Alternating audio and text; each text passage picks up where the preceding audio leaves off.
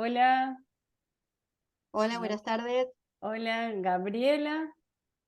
¿Y quién? Y Celia. Hola Celia, Hola, Romina. ¿cómo están? A ver que Buenas. saludamos a todos. Adriana, María Andrea, Ricardo, Noelia. No sé si me está. Hola, buenas tardes a todas. Buenas Hola, tardes. hola, buenas tardes a todas. Hola, buenas, ¿cómo andan? Bien. Muy A bien, la hola, Laura. Noé. Hola, ¿qué tal, Marcela? Hola. Hola, Ricardo, Romina, Celia. Bueno, Hola, no ¿qué veo más. tal todos? Hola, Fabián. Hola, Ana Laura. Hola, ¿qué tal? ¿Cómo están todos? Hola, María Andrea.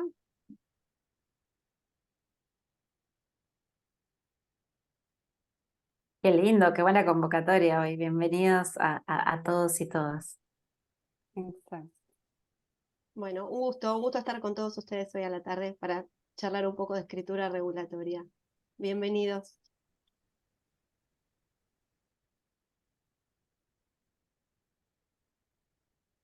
Bueno, ¿quieren esperar un poco, unos minutos, o les parece que arranquemos? ¿Qué opinan? Yo le Por mí no hay daría, problema, podemos esperar, sí. sí, 2 minutitos más, arrancamos y 5, ¿te parece? Está bien, perfecto. Como entramos antes, ansiosa.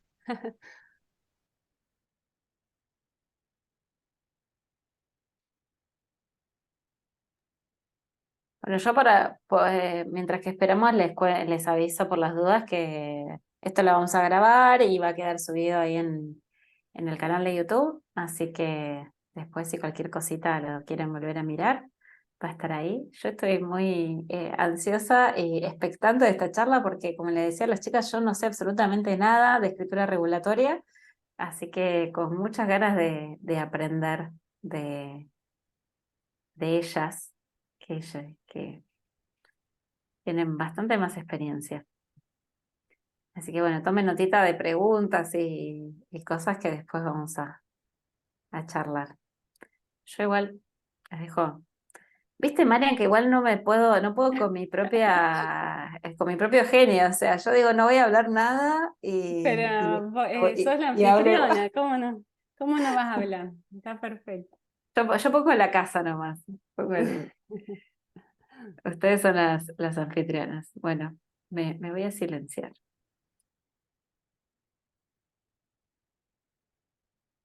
Bueno, ya son y 5, si les parece, arrancamos.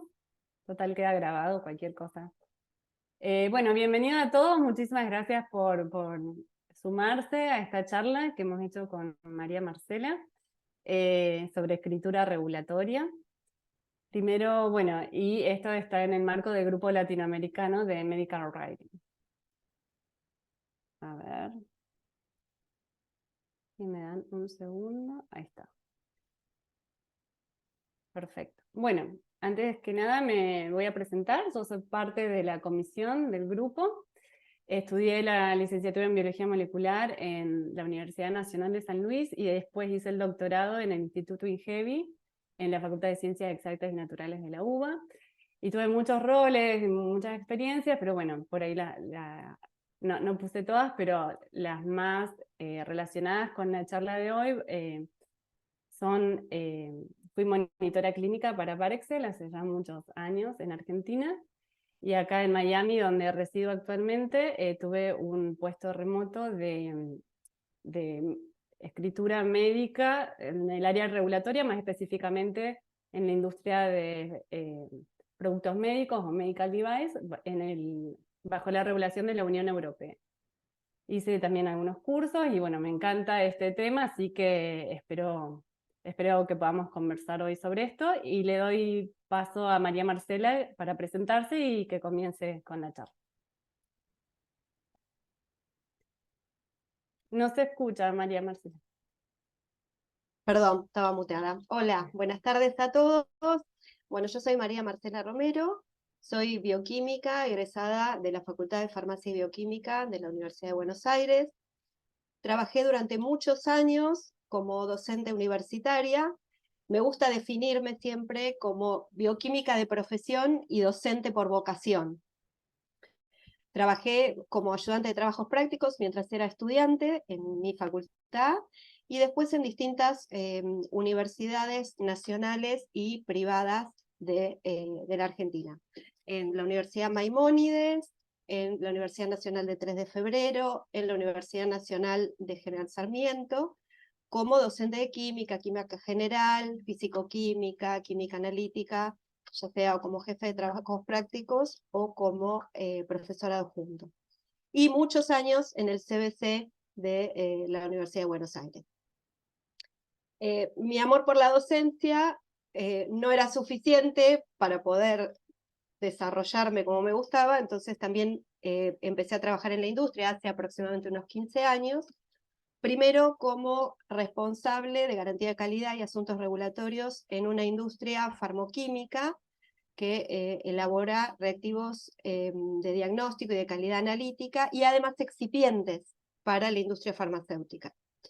Y después trabajé en una consultora para la industria farmacéutica, y ahí donde trabajé prácticamente full time haciendo redacción científica y regulatoria. Si bien ya tenía algunas experiencias puntuales, pero allí me dediqué full time a este trabajo. Y desde hace 1 año y medio trabajo en Laboratorios IMA, que es un laboratorio farmacéutico argentino, subsidiario de una casa matriz brasileña, un laboratorio que se llama Cristalia, especializado en anestésicos, si bien es un laboratorio gigantesco que hoy comprende un montón de otros productos. Y allí me desempeño como coordinadora de asuntos regulatorios, donde además de redacción científica, hago otras tareas que tienen que ver con lo que es el registro y obtención de las autorizaciones de comercialización de los productos. Bueno, ahora sí, ya empezamos. Bueno, va a ser el contenido, vamos a hablar un poco, yo les voy a contar de qué hablamos cuando hablamos de regulatorio, qué quiere decir, qué son las agencias regulatorias, cuál es el rol del redactor, y ya después nos vamos a poner de lleno en lo que es el sistema regulatorio de medicamentos. Si querés pasar, bueno, después vamos a hablar de algunos documentos, y arrancamos entonces poniendo un marco conceptual a lo que es regulatorio, es decir, ¿de qué hablamos cuando decimos regulatorio? Entonces, voy a contarles muy simplemente de qué se tratan las agencias reguladoras, que es el gran mundo, ¿no? Es el gran conjunto, y dentro de este gran conjunto se encuentran las agencias regulatorias. O sea, una agencia reguladora en cada país es un organismo público, fundamentalmente independiente, o sea que tiene un estatuto que lo hace independiente de la administración política de ese país, porque su finalidad precisamente es establecer leyes, reglas, políticas, cuyo fin es el control y supervisión de determinados sectores, siempre en salvaguarda de los derechos fundamentales de los ciudadanos. Hay muchísimas agencias reguladoras que abarcan distintas cuestiones. Nosotros vamos a ir puntualmente a las agencias reguladoras que se ocupan de la sanidad y la salud dentro de cada país. Y a esas agencias se las llama agencias regulatorias. A modo de ejemplo, bueno, yo resalté ahí en celeste las que corresponden a la República Argentina, igual vamos a charlar de todas.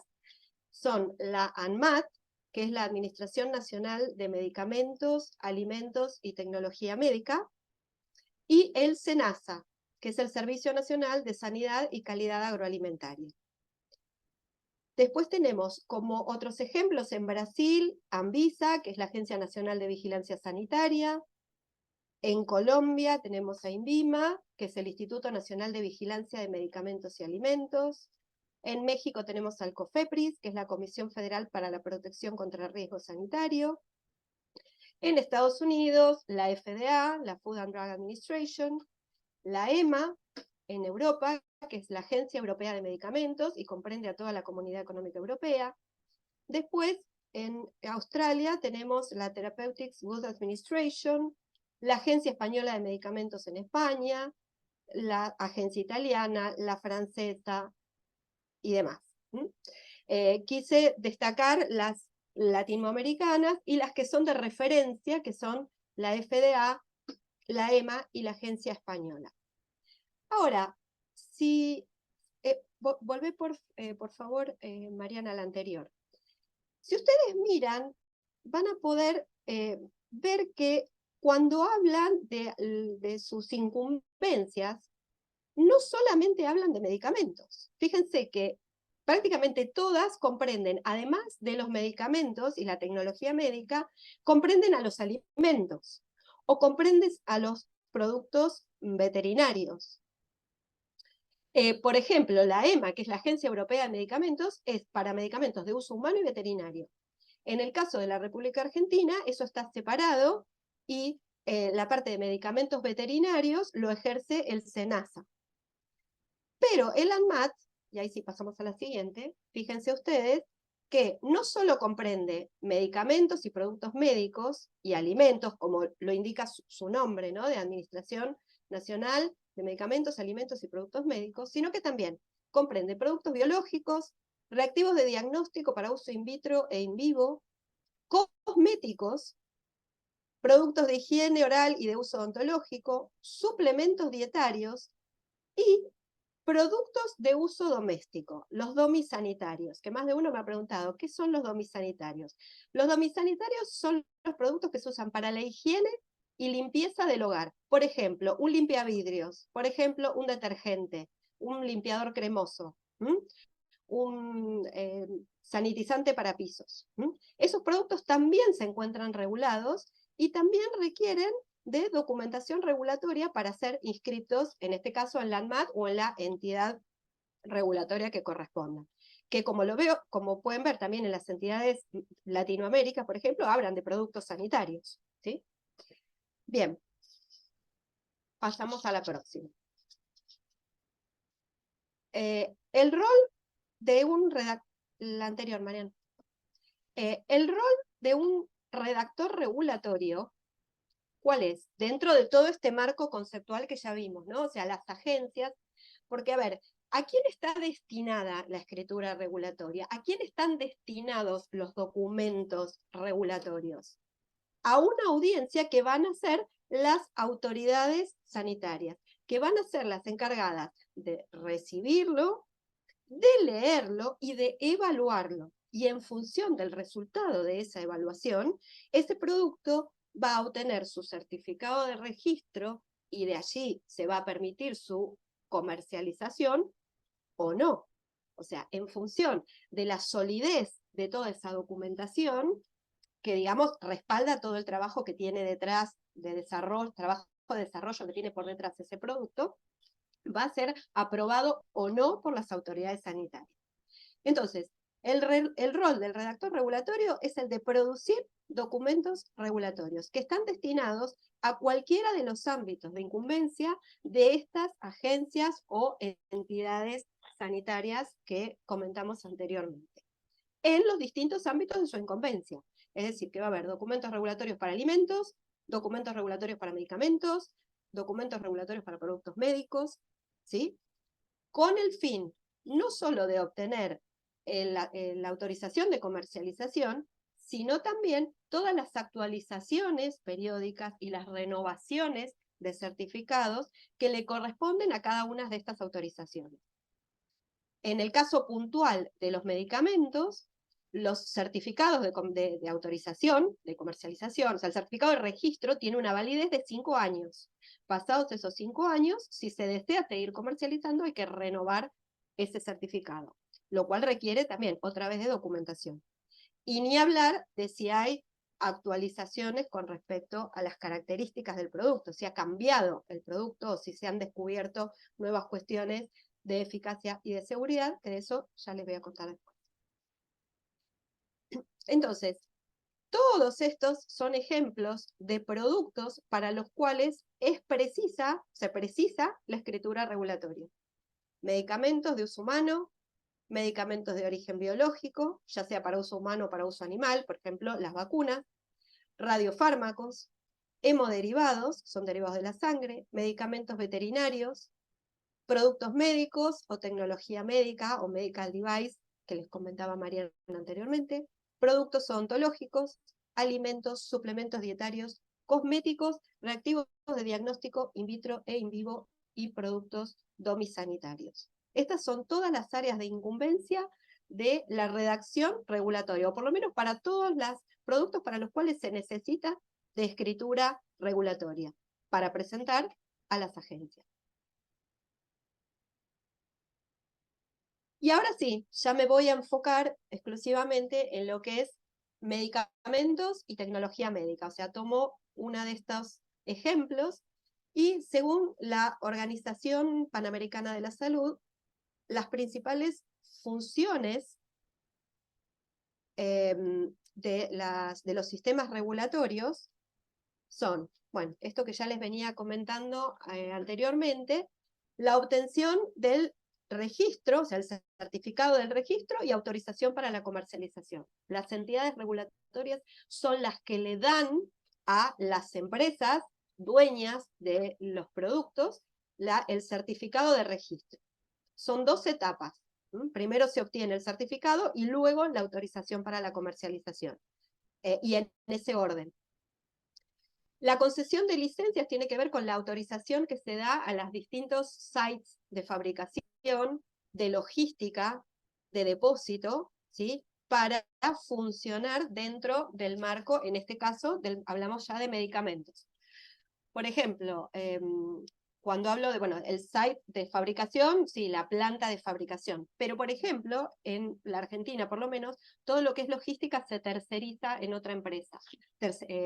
Logística y depósito.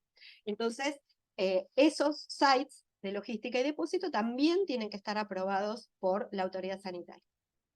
Ejercen también vigilancia y control del mercado, ¿sí? Frente a productos adulterados, de baja calidad, o que sean copias fraudulentas, ¿sí? De los medicamentos. Entonces, ellos son los que disponen, por disposición legal, el retiro del mercado cuando hay productos con deficiencias o adulteraciones, o que son productos no autorizados.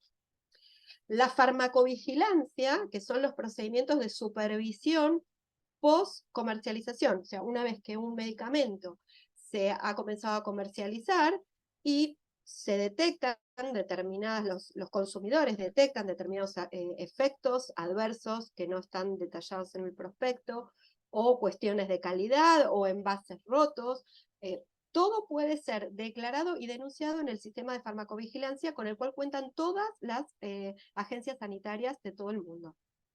Además del sistema de farmacovigilancia propio que tiene cada laboratorio. Bueno, fiscalizan los ensayos clínicos, inspeccionan las prácticas de manufactura, o sea, son los que auditan a los sites y los laboratorios, el cumplimiento de las buenas prácticas de fabricación, o las GMP, las buenas prácticas de manufactura.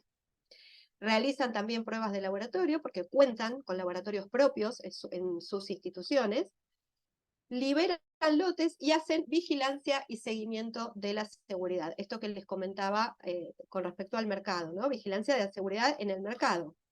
Frente a un medicamento, por ejemplo, adulterado, se hace lo que se llama un retiro de mercado, un recall, se notifica y se recolecta de todos los lugares donde se estaba vendiendo se decomisa para su posterior destrucción.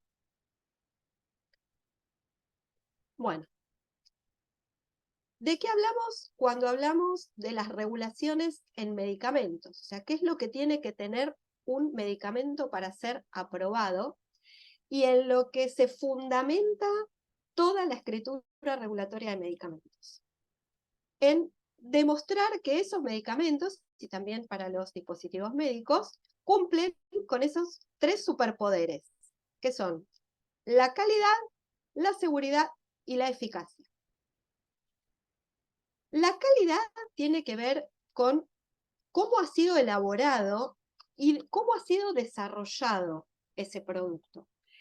Hoy por hoy se manejan en lo que se llama Quality by Design, o sea, que después ya lo van a ver en profundidad con Mariana.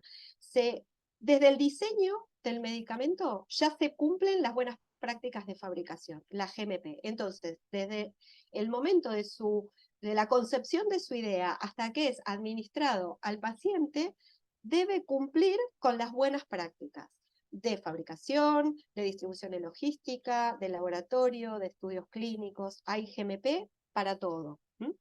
¿Y qué nos asegura la calidad? Que hay una trazabilidad. Se puede saber desde el inicio hasta el final el ciclo de vida de ese medicamento. La seguridad tiene que ver con que no represente un riesgo para las personas a las cuales va a ser administrado. Para ello se realizan los ensayos preclínicos, que son los que no se realizan en humanos, y los ensayos de fase 1, que sí ya son realizados en humanos, y la farmacovigilancia post-registro. Y la eficacia tiene que ver con que sea capaz de producir el resultado esperado. O sea, si un medicamento fue diseñado para ser un antiinflamatorio, que realmente cuando es administrado produzca esos efectos en las personas a las cuales es administrado. ¿Dónde se comprueba la eficacia? En los ensayos clínicos de fases 2, 3 y 4. Los ensayos clínicos de fase 4 en realidad es la evaluación por registro, o sea, es cuando ya el medicamento está expuesto a toda la población. Bueno, y todos los documentos necesarios para todas estas cuestiones que tienen que ver con la calidad, la seguridad y la eficacia, requieren de redacción científica con una marcada orientación regulatoria. Algunos más, otros menos, algunos son más técnicos, tienen que ver con el trabajo de mesada o con el trabajo de control de calidad, otros tienen que ver con la garantía de calidad, por ejemplo, los procedimientos operativos. Las GMP exigen que todo esté procedimentado, o sea, exista un procedimiento escrito para realizar cualquier actividad dentro del ciclo de vida y del ciclo de fabricación de ese producto. Las técnicas de análisis tienen que ver, y lo mismo que los protocolos de validación de procesos y de validación de técnicas analíticas, tienen que ver más con el departamento de control de calidad. Después tenemos la documentación relativa a los estudios clínicos, que son los protocolos de estudios clínicos, los consentimientos informados, los brochures de información para los profesionales de la salud, tanto en la etapa de estudios clínicos como cuando ya está autorizada su comercialización. Después, los planes de gestión de riesgos y los planes de monitoreo de eficacia, efectividad y seguridad para drogas huérfanas.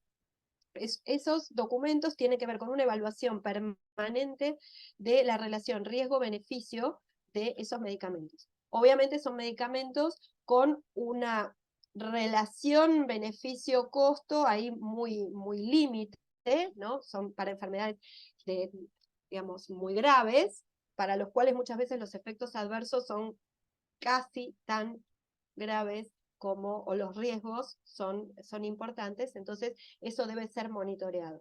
Esos medicamentos se dice que se encuentran frente a una alta vigilancia sanitaria. Lo mismo que los PMS.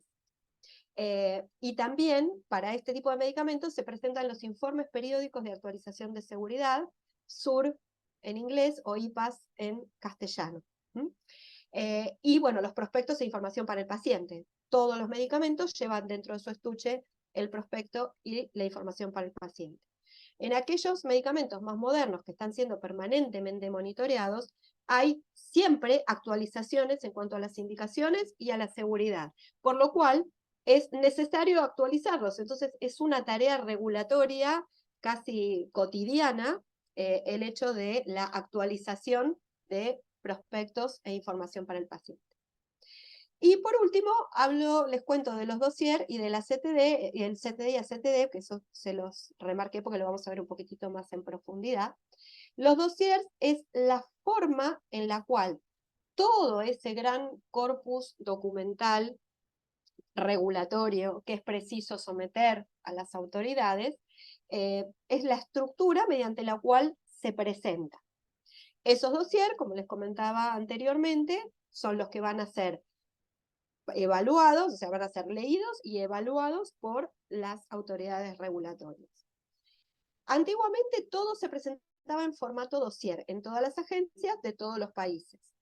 Actualmente, la Unión Europea, Japón, Estados Unidos y algunos otros países incorporaron el formato CTD, que es un formato común.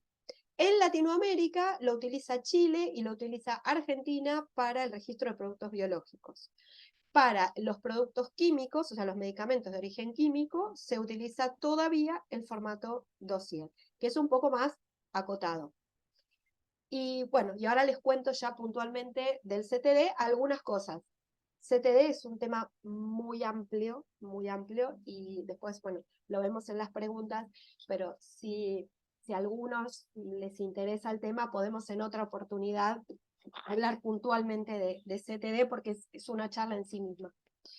¿Quién propuso el formato CTD? La ICH, que es la International Council of Harmonization. Es una entidad formada por autoridades regulatorias de Europa, Japón y Estados Unidos, y expertos, o sea, expertos de esos países y de la industria farmacéutica de otros países, que discuten permanentemente aspectos técnicos y científicos.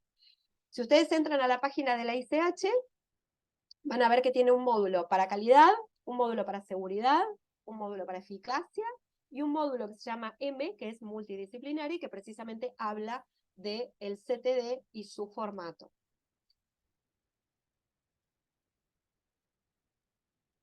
¿Qué es un CTD? Es un documento técnico común. Es decir, es un documento que tiene un formato particular, muy estructurado, o sea, en cada módulo y a su vez en cada uno de los ítems y subítems de cada módulo, entra una información en particular, por lo cual es muy preciso. Entonces uno ya sabe que si quiere averiguar dónde es el site de fabricación, va al punto tal. O si quiere saber cuáles son los equipos y los facilities para la fabricación, tiene que ir a tal punto, ¿no? Está todo detallado. Y ese formato permite que la información de calidad, seguridad y eficacia desde la industria a las entidades regulatorias esté todo compilado. O sea, es, otra vez, todo el corpus documental de ese producto presentado en un formato muy particular y muy preciso. Esto se utiliza en las regiones de Europa, Estados Unidos, Japón y muchos otros países, y Asia lo incorporó con algunas pequeñas diferencias en el formato y le puso su propio nombre, es el ACTD o Asian Common Technical Document. ¿Sí? Para todos los países de esa región se presenta en formato ACTD. Repito, las diferencias son mínimas porque la esencia es la misma. ¿Y cómo es el formato CTD? Es un triángulo donde tenemos en el vértice superior el módulo 1, que es la información regional,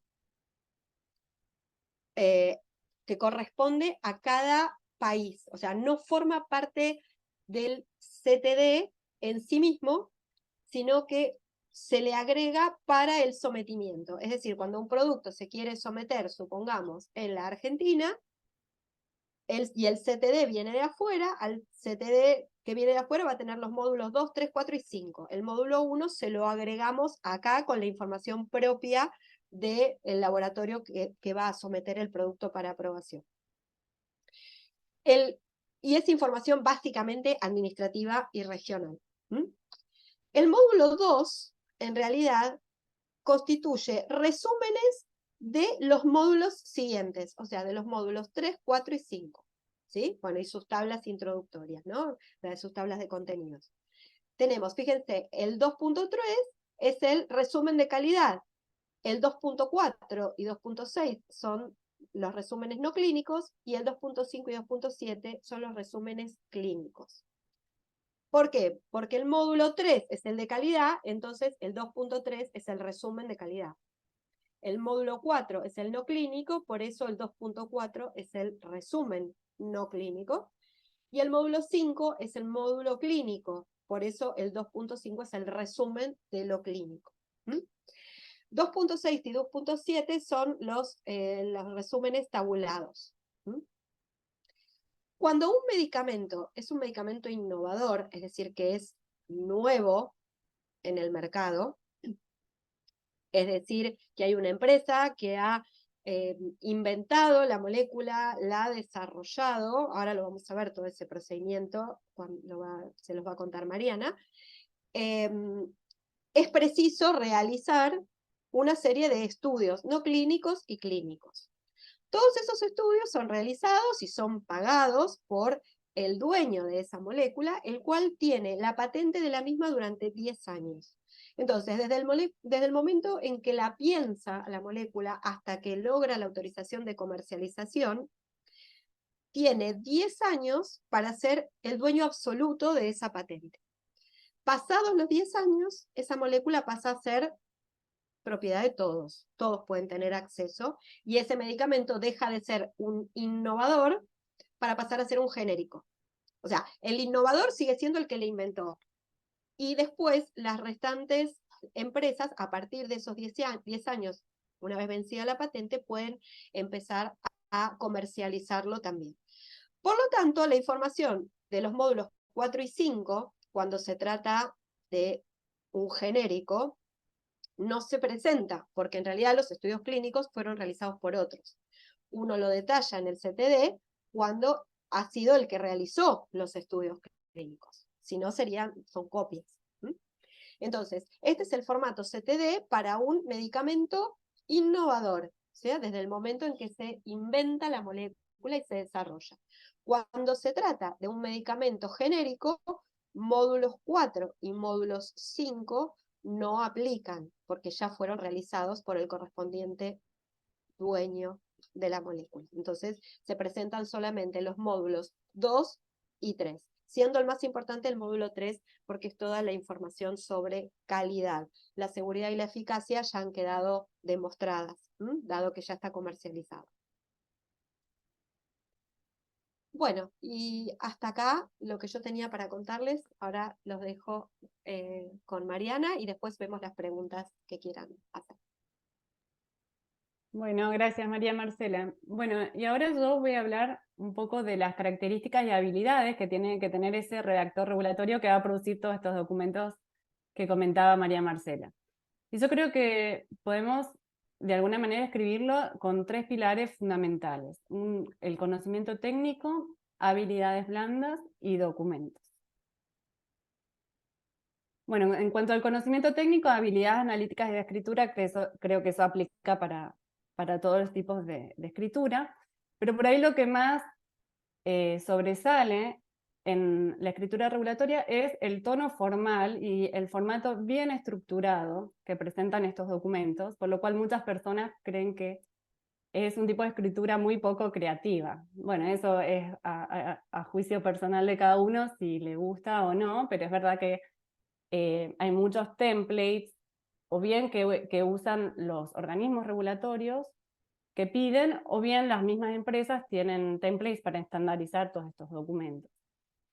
Sin embargo, también acá quiero hacer un paréntesis, y en el último tiempo la industria en general está poniendo al paciente, afortunadamente, en el centro. Entonces hay muchos documentos que las mismas empresas regulatorias han comenzado a pedir que sean traducidos a un idioma, en resumen de reportes y demás, a un idioma en que puedan ser entendidos por el público general. Entonces, digamos, las personas que tienen esta habilidad o que tienen experiencia y quieren aplicar a trabajos, creo que deberían definitivamente hacer esto, digamos, darle una porción importante, porque es cada vez más requerido, y como es algo nuevo también no es que todas las personas pueden hacerlo. De hecho, por ejemplo, yo no sabía, pero hay una acreditación, que esto lo saqué de una consultora de asuntos regulatorios que se acreditó para justamente, tiene el foco en personas que van a ofrecer contenido médico y científico al público en general. Entonces no solo ese contenido tiene que estar basado en la evidencia, ser preciso y objetivo, sino que también estar o sea, estar comunicado de alguna manera que personas que no tienen ese background científico y médico puedan entenderlo. Esto es en general, ONGs también pueden hacer esta acreditación, pero ya incluso empresas regulatorias que se dedican a eso están acreditándose.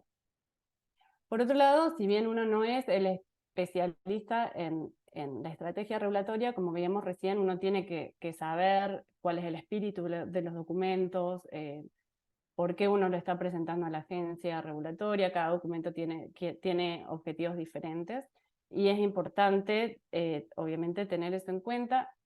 Acá puse un curso que me parece interesante para aquellos que quieran saber el nivel regulatorio de la FDA, porque es gratis, lo dan 2 veces por año, y uno lo puede ver virtualmente. Lamentablemente no dan certificado, pero bueno, me parece interesante para tener este background o una idea general de cómo es el proceso.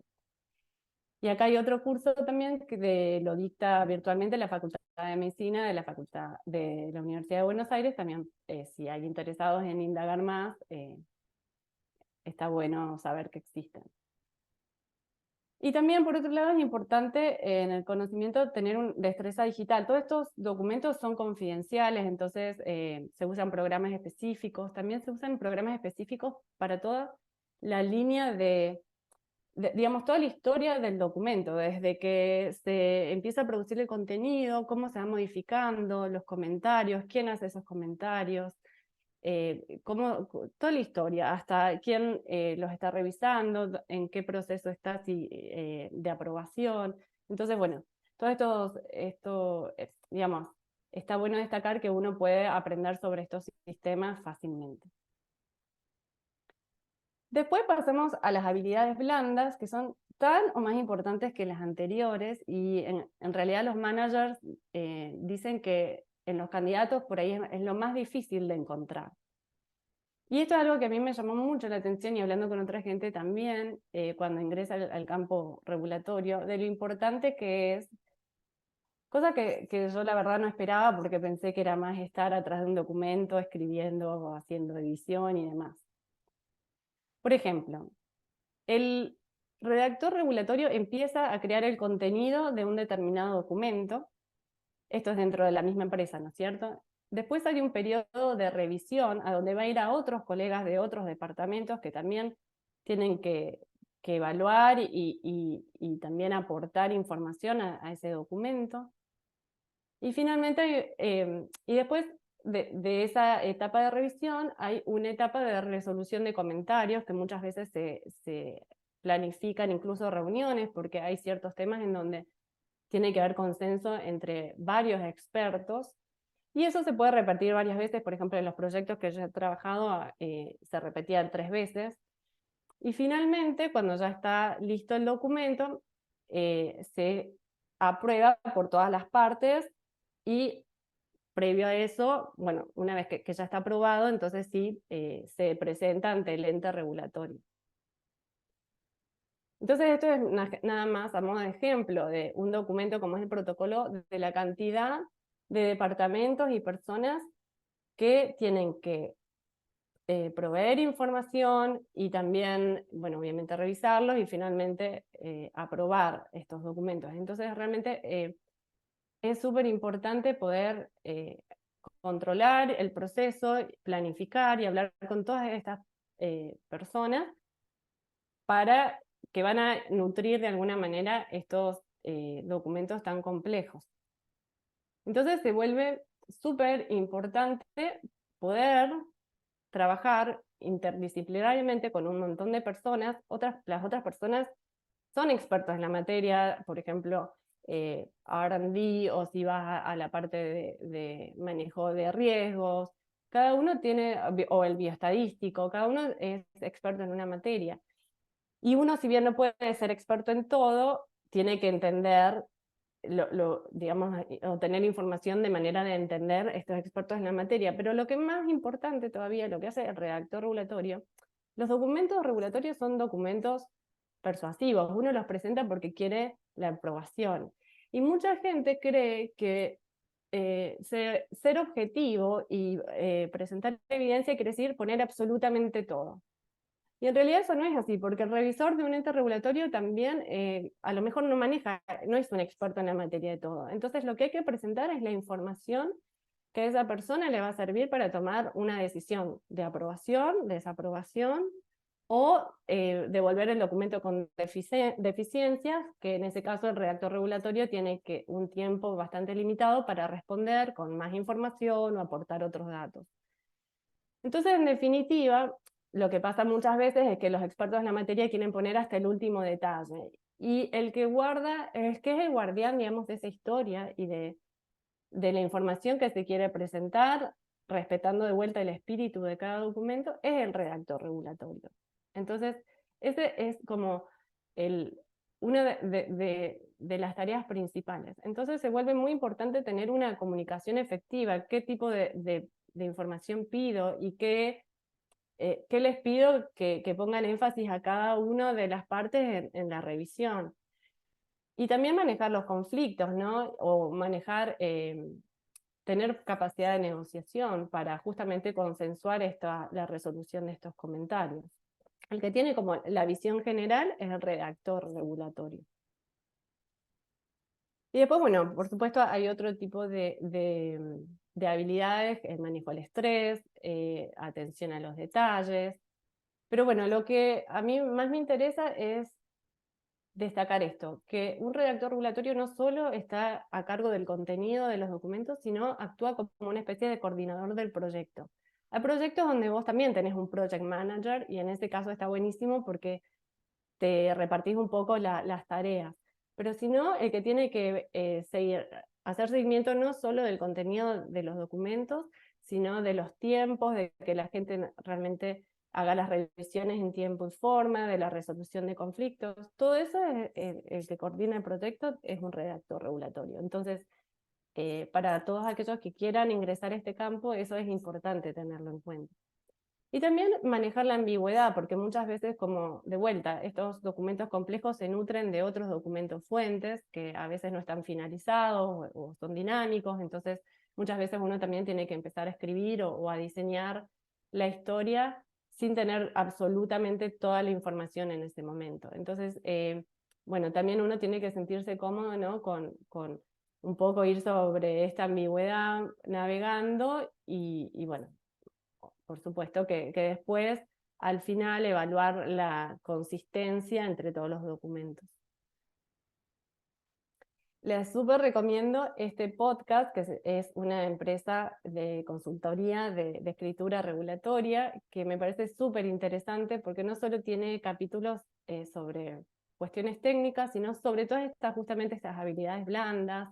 Hay un capítulo sobre la revisión, cómo se les pide a las otras partes, y bueno, es muy muy interesante, así que se los recomiendo. Y después vamos a pasar un poco allá a los documentos per se, que bueno, complementando un poco la información que había dado María Marcela.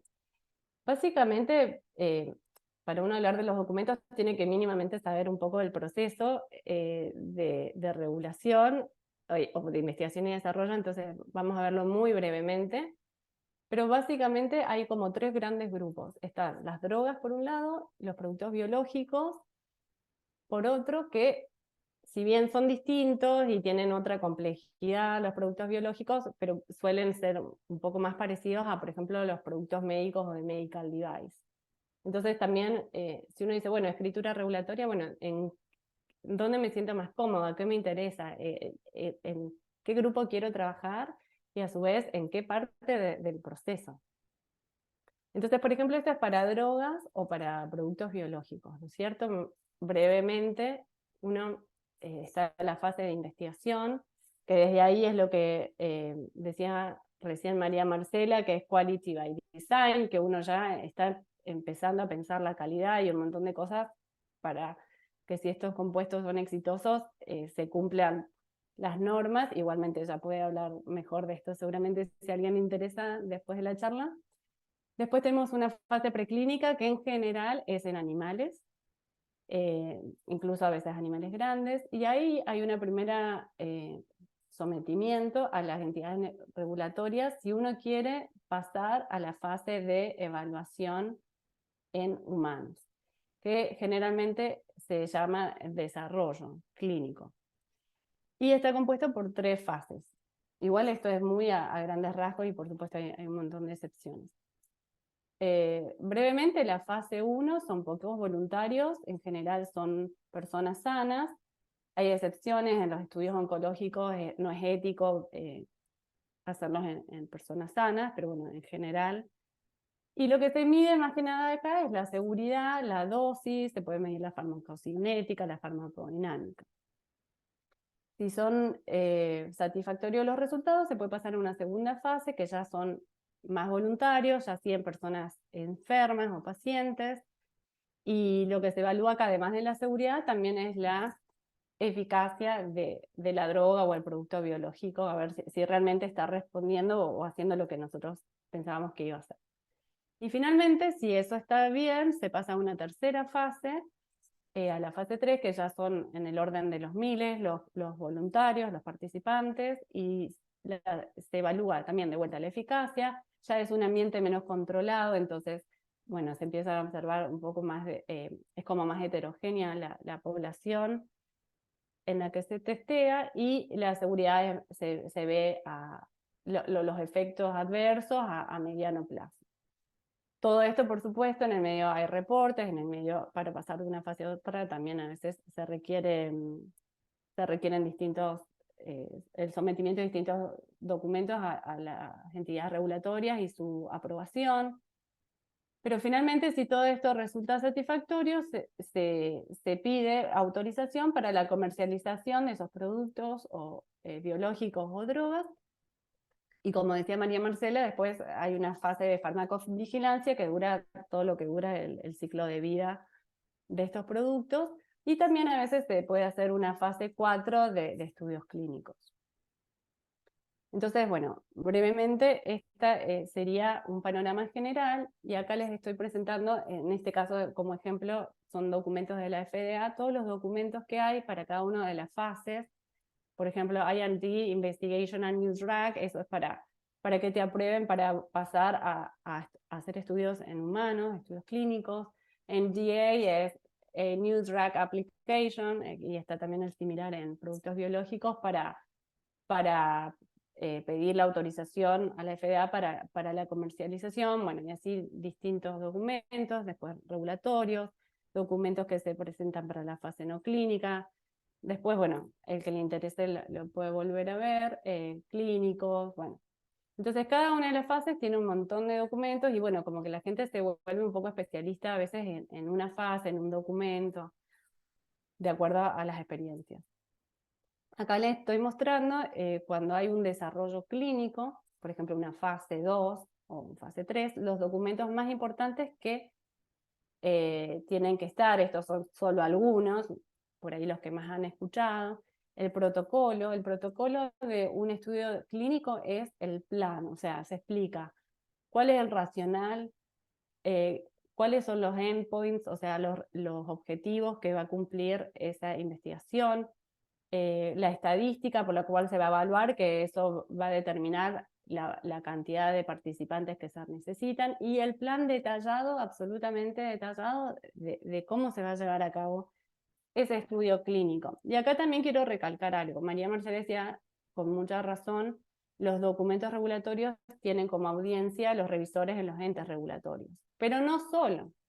Un protocolo, obviamente que tiene que estar aprobado, por ejemplo, por la FDA, tiene que estar aprobado por el Comité de Ética, pero en definitiva el que va a seguir esa receta son los investigadores principales y los coordinadores de estudio en los hospitales, las clínicas donde se va a desarrollar ese estudio clínico. Y es muy importante, o sea, realmente un protocolo bien escrito le simplifica la vida a estas personas que son las que están en contacto directo con los pacientes. Entonces a veces también hay empresas, y no es mala idea, que cuando está casi listo el protocolo piden el feedback de estas personas que en definitiva son las que lo van a ejecutar, porque un protocolo bien diseñado ahorra tiempo, ahorra tener que escribir desviaciones del protocolo, ahorra que se cometan errores. Entonces bueno, tener también siempre eso en cuenta.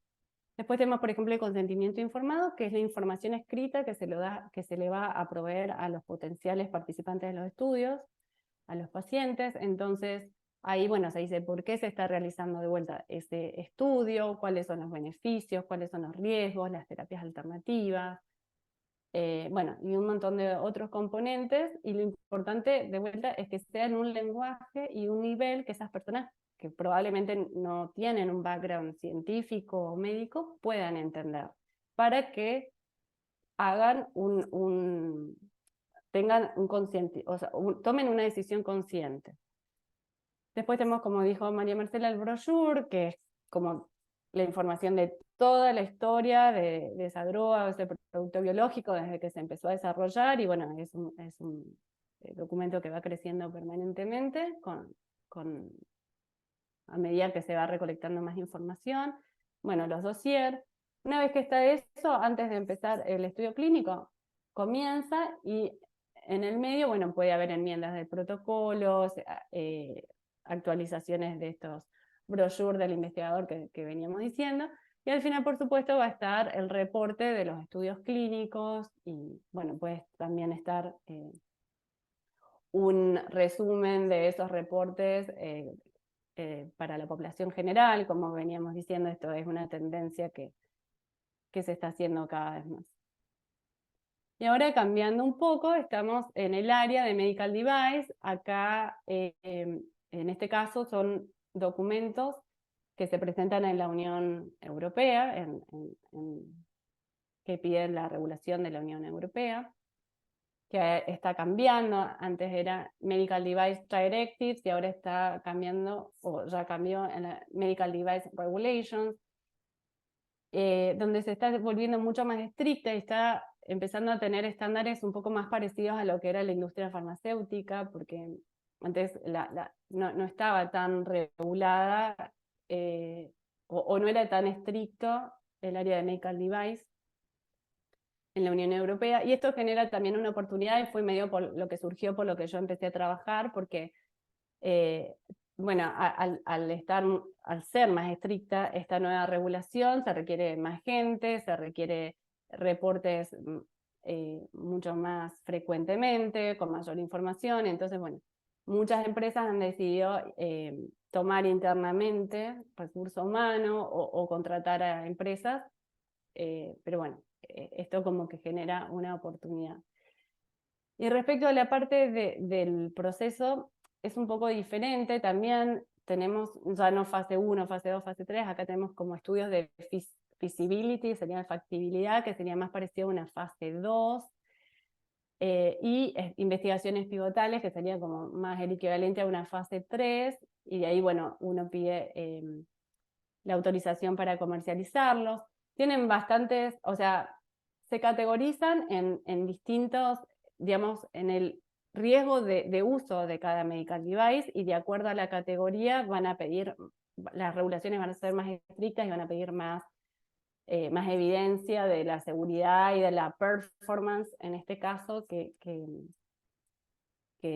para otros de categoría menor. Por ejemplo, en productos implantables también hay que tener en cuenta que generalmente, o sea, se colocan asociados a un procedimiento quirúrgico. Entonces, la evaluación ahí no solo está en el medical device, sino en el procedimiento o en la cirugía. Eso también es muy dependiente de la persona, del médico que lo haga. Hay una curva de aprendizaje. Entonces, bueno, hay un montón de otras cosas a tener en cuenta. También generalmente no pueden ser dobles ciegos estos estudios, porque si está el médico operando tiene que saber. Entonces, bueno, hay varias cosas que cambian. En general se llaman estudios, o sea, clinical investigations, a diferencia de las drogas y los productos biológicos, que se les dice clinical trials o clinical studies. Bueno, y tenemos, por ejemplo, otro tipo de documentación, como hay instructions for use, o sea, instrucciones para el uso. Bueno, varía un poco. Yo personalmente trabajé en Clinical Evaluations Reports y Clinical Evaluations Plans, y bueno, PMS otros, si a alguien le interesa saber más, me dice y podemos conversar. Bueno, y finalmente, si alguien se quiere dedicar a hacer un redactor regulatorio, ¿dónde podríamos trabajar?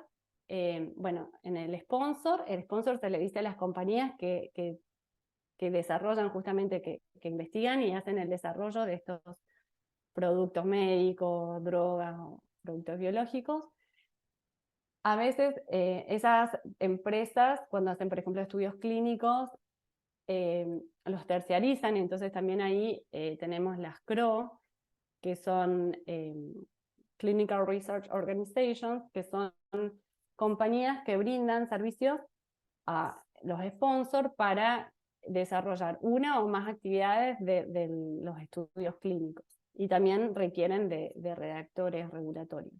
Y si no, consultoras de asuntos regulatorios o de redactores regulatorios que también se dedican a brindar esos servicios a las empresas.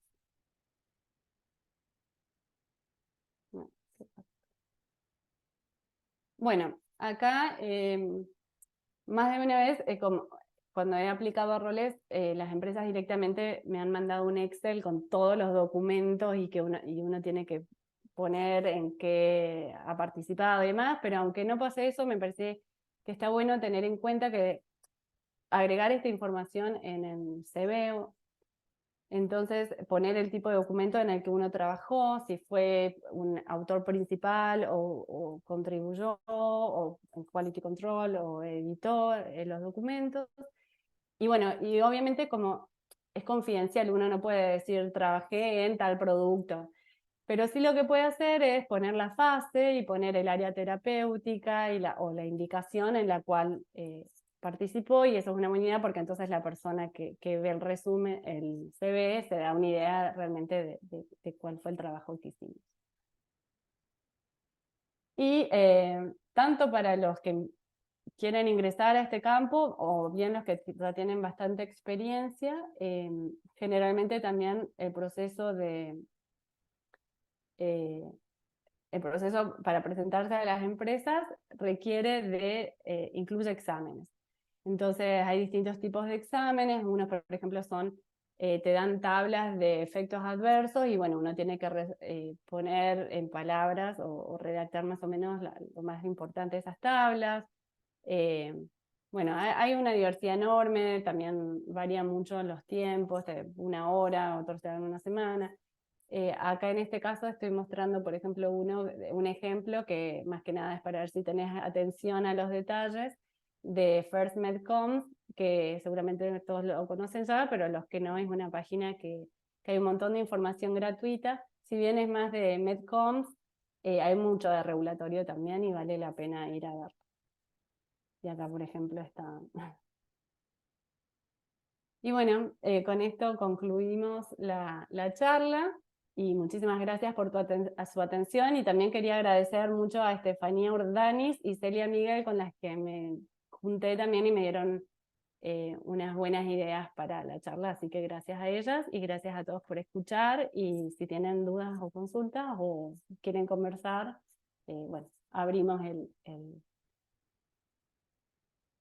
el diálogo. Buenísimo, chicas, gracias. Gracias, Marian, gracias, Marce. La verdad que estuvo buenísimo. O sea, por momentos es como un montón. O sea, esto que ustedes dicen que es como bastante estructurado, bien técnico, yo siempre creo que o sea, la escritura regulatoria no es para cualquiera, es para el que realmente dice, ok, me encanta esto. Por suerte está bueno que está lleno de gente que le encanta y está lleno de posibilidades. Yo en realidad tengo una pregunta que les quería hacer. Vi que hay algunas preguntas ahí en el chat, pero yo, como yo dije al principio, como soy la dueña de casa, aprovecho para hacer una preguntita. Que yo hablo con mucha gente y en general la pregunta común en cuanto al medical writing regulatorio es, cuando me presento un trabajo me piden experiencia, pero justamente por esto que ustedes hablaban de la confidencialidad, uno no puede ganar experiencia sin estar en el trabajo, entonces como que mucha gente le cuesta mucho entrar, sobre todo específicamente en la parte de regulatorio, como su primer experiencia profesional. Yo no sé si ustedes necesariamente, o sea, tienen como una respuesta a eso, pero alguna sugerencia o no sé, el punto de vista de ustedes de esto, ¿no? ¿Cómo atravesar esa primer barrera? Me solidarizo con esas personas y estoy en el mismo barco, porque bueno, yo trabajé 6 meses y contratada, y bueno, y la verdad que desde entonces estoy tratando de vuelta porque 6 meses no se considera experiencia, por lo menos 2 años, entonces, y he llegado en muchas instancias a las últimas entrevistas y justamente quedo afuera porque no tengo experiencia en este documento particular. Y como vos bien decís, es muy difícil practicar, por ejemplo, los test o practicar o ganar experiencia de otra manera, porque es todo tan dependiente de cada compañía y es todo confidencial. Pero bueno, yo creo que es insistir y hacer networking y bueno, y esperar que en algún momento la oportunidad se va a dar. Y la otra también es que conozco gente que por ahí estaba dentro de la empresa haciendo otro tipo de funciones y después pasó a la parte regulatoria, por ejemplo, de estudios clínicos, ¿no es cierto? Estaba más en la parte operativa y bueno, y después se van a la parte de escritura. Esa también es otra forma por ahí de, ya en la empresa, estar expuesta a los documentos te da no sé, una ventaja. No sé si María Marcela querés acotar. No, yo desde mi experiencia solo puedo decir que yo aprendí haciendo. Pero bueno, claramente digamos, las exigencias de las autoridades regulatorias son muy diferentes cuando hablamos de la FDA o de la EMA que cuando hablamos de la Argentina. Si bien la ANMAT es una administración que está muy bien posicionada, lo que se registra en la Argentina son medicamentos genéricos. Prácticamente no se registran innovadores. Y toda la información que tiene que ver con los estudios clínicos es para las moléculas innovadoras. Entonces, creo que no es lo mismo trabajar regulatoriamente para entidades regulatorias más locales que para las grandes ligas, no sé cómo expresarlo, ¿no? Para que se entienda la diferencia, o para los productos que son innovadores y que requieren muchísimo corpus documental, muchísimo, ¿no? Y los estudios clínicos, como que yo les contaba antes. Y de hecho ahí hay una pregunta que me gustaría, perdón, de paso aclarar. Cuando es un medicamento genérico, o sea que ya pasaron los 10 años y se venció la patente del creador de la molécula, esos medicamentos están a disposición y no se requiere de la realización de nuevos estudios clínicos. Precisamente toda esta armonización a lo que apunta es a eso, a que no haya tanto gasto ni tanta exposición en estudios. O sea, lo realiza el creador de la molécula y ya está, y no hay que seguir experimentando ni con animales, ni con humanos, ni demás, ya están hechos. Lo que sí se hacen son los estudios de bioequivalencia o de biosimilaridad cuando se trata de un producto biológico, ¿sí? Entonces, cuando decimos que tal medicamento es el genérico de tal otro que es el innovador, lo que se hace, si es un medicamento sólido, o sea, la forma farmacéutica es sólida, se lo somete a un estudio de biodisponibilidad. O sea, se simula en un aparato, se estimula lo que pasaría en el estómago y en el intestino. Y entonces se puede medir cuánta droga hay disponible pasado el proceso digestivo y si es igual con respecto al innovador.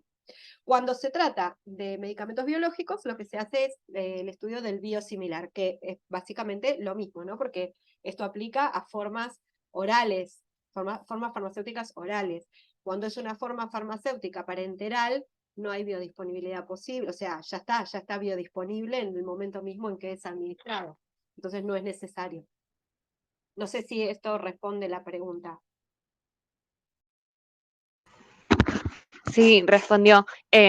Mi pregunta iba porque yo había estado trabajando en un laboratorio Biocidus de biosimilares y yo estaba justo en la parte de ensayos clínicos, pero por eso era mi pregunta. Yo pensaba que nosotros hacíamos los ensayos clínicos y hacíamos no de biodisponibilidad, pero sí farmacocinética y farmacodinamia y después de eficacia y seguridad.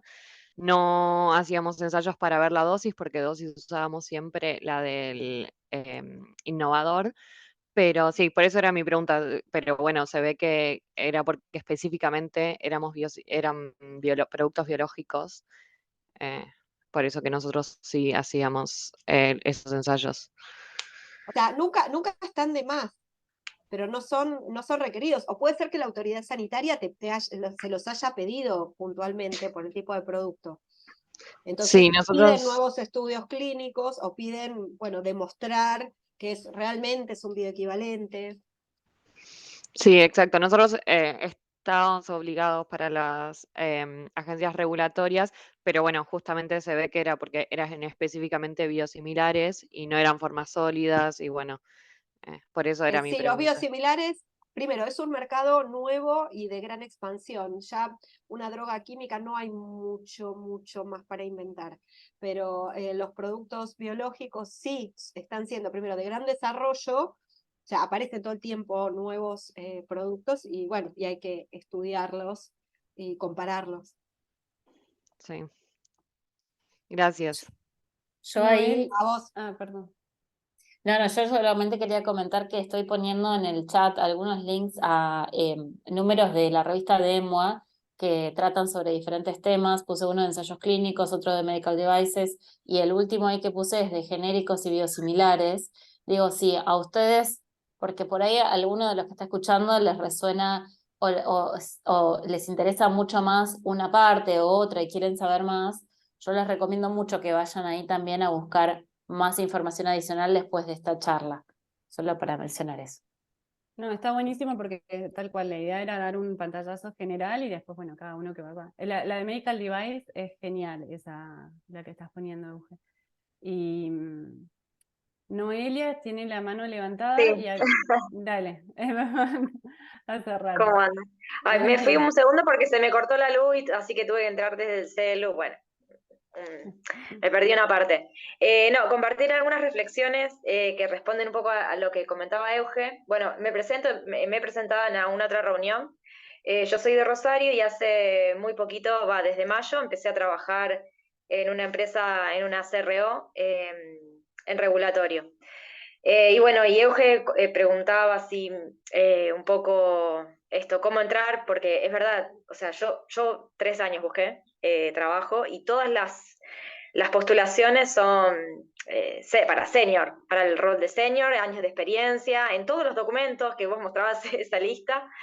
Eh, y lo primero que se me ocurrió es, bueno, yo la verdad que tuve mucha suerte, tuve suerte porque nada, la gente, o sea, los que me contrataron sabían, yo fui honesta desde el principio, yo nunca trabajé en la industria, pero bueno, después, digo, bueno, la verdad que tampoco fue tan, no, 100% suerte. Tengo una coaching para recomendar que se llama Eugenia.